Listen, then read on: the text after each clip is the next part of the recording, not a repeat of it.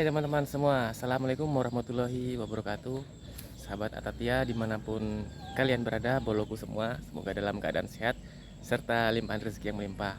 Oke, pada kesempatan kali ini saya akan membagikan kegiatan saya, yaitu saya akan melakukan penalian sekaligus saya akan memberikan perbedaan antara bibit menyemai sendiri atau kita beli siap tanam. Oke, diikuti terus.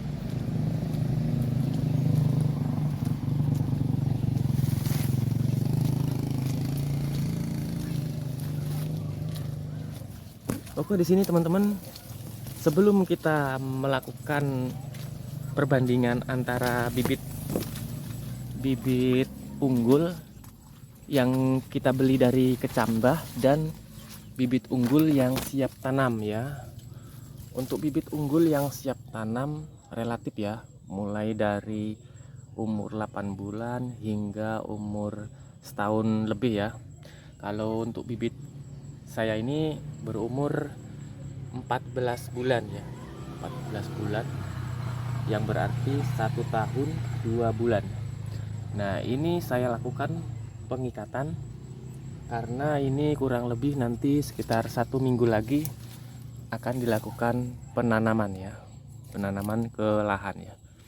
Dan di sini fungsi dari pengikatan ini ya, fungsi dari pengikatan ini yaitu kita dapat melindungi pupus ini ya, melindungi pupus ini supaya tidak rebah ya, tidak patah, tidak toklek atau tidak menggelambir ya, gimana ya, atau tidak rebah terkena waktu pengangkatan ini hingga ke penanaman.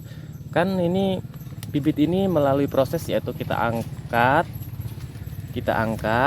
lalu kita letakkan di dalam mobil atau lain sebagainya, dan hingga kita ecer di lahan.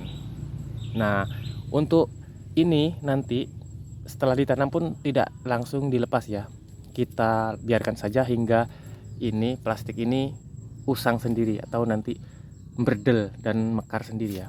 Karena bibit ketika baru ditanam kemungkinan masih ada stres dan mungkin ada dehidrasi, kekurangan air, sehingga dikhawatirkan ini pupusnya layu dan ini takutnya sengkleh, dan itu dapat memperlambat pertumbuhan ya. Walaupun sawit itu dikategorikan tanaman yang sangat-sangat bandel, tapi perlu kita jaga agar supaya pupus ini tetap aman, supaya juga nanti dalam pengangkutan dimudahkan, tidak ribet ya. Kalau seperti ini kan lebih ringkes, kalau seperti ini kan terlihat lebih kurang nyaman. Dan ini kita lihat bagian pupus ini terbuka, ini bisa kemungkinan besar apabila tidak kita tali akan roboh ya, akan roboh ketika waktu kita melakukan pemindahan, pengangkatan.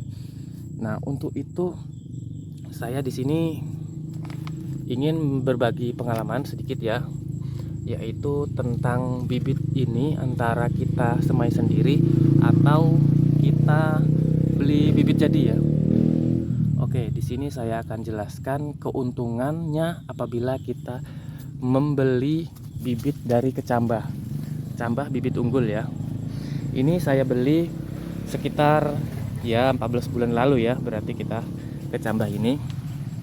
Dan di sini kita bisa lihat bahwasanya dalam kita melakukan pengecambahan, keuntungannya ya, kita bicarakan dulu keuntungannya, yaitu keuntungan yang pertama, kita bisa benar-benar memilih dan melakukan identifikasi bahwa bibit itu palsu atau tidak, yaitu dari kecambah. Lalu kita harus telusuri juga, kita beli di sumber yang terpercaya. Nah, untuk itu kita membeli harus hati-hati. Kalau bisa jangan beli di online shop ya. Oke. Yang kedua, keuntungan daripada bibit dari kita kecambah, yaitu biasanya ya teman-teman, di sini dalam bibit bersertifikat biasanya 100 biji per bungkus ya. Nah 100 biji per bungkus ini biasanya dalam 100 biji ada saja yang double ya, double tunas, dan juga ada yang triple tunas. Nah itu merupakan salah satu keuntungan kita, yaitu untuk mengurangi kerugian dari lainnya, misalnya bibit ada yang terkena semut dan lain sebagainya. Nah oke teman-teman, setelah kita bahas keuntungannya, kita juga bahas kerugiannya pada saat kita melakukan pembibitan sendiri dari kecambah ya. Ya kerugian pertama kita di waktu ya, waktunya cukup lama juga sampai siap tanam, dan juga di sini kita harus menyiapkan tempat dulu ya. Di sini tempat yang aman ketika kita melakukan penanaman dari kecambah, kita harus kurung supaya tidak dieker-eker ayam dan juga aman dari hewan lainnya. Dan juga kita harus melakukan penyiraman dan pengecekan setiap hari. Apabila di situ ada semut atau ada apa, kita lakukan penyemprotan dengan insektisida. Dan juga di sini bisa kita lihat bahwasannya dalam pembibitan sendiri tentu saja ada bibit yang mati, tapi itu semua bisa ditutupi dengan adanya double tunas dan triple tunas pada bibit yang kita beli. Contohnya di sini saya beli 3 bungkus ya, 3 bungkus isinya itu ada 300 biji. Tapi dalam satu biji ada yang 2, ada yang 3. Total saya jumlah itu ada sekitar 43. Dan di sini yang mati itu yang terkena jamur dan dimakan semut waktu masih kecil, masih kecambah itu sekitar ada 6 pohon, 6 batang, 6 kecambah. Jadi kita masih mendapatkan untung. Dan juga di sini juga kita bisa ada yang namanya juga nanti waktu kita melakukan penanaman di sini ada yang namanya bibit afkir. Tentu saja kita melakukan pensortiran mana yang perlu kita tanam ke lahan dan mana yang tidak perlu kita tanam. Karena di sini tentu saja bisa dilihat mana bibit yang afkir dan mana bibit yang bagus untuk ditanam. Oke teman-teman, sambil kita berjalan di sini. Oke. Nah, untuk selanjutnya kita lakukan perbandingan dengan bibit yang beli langsung siap tanam ya. Oke teman-teman, di sini mohon dipahami dan jangan di-skip. Untuk yang belum subscribe, silakan subscribe, like dan komen.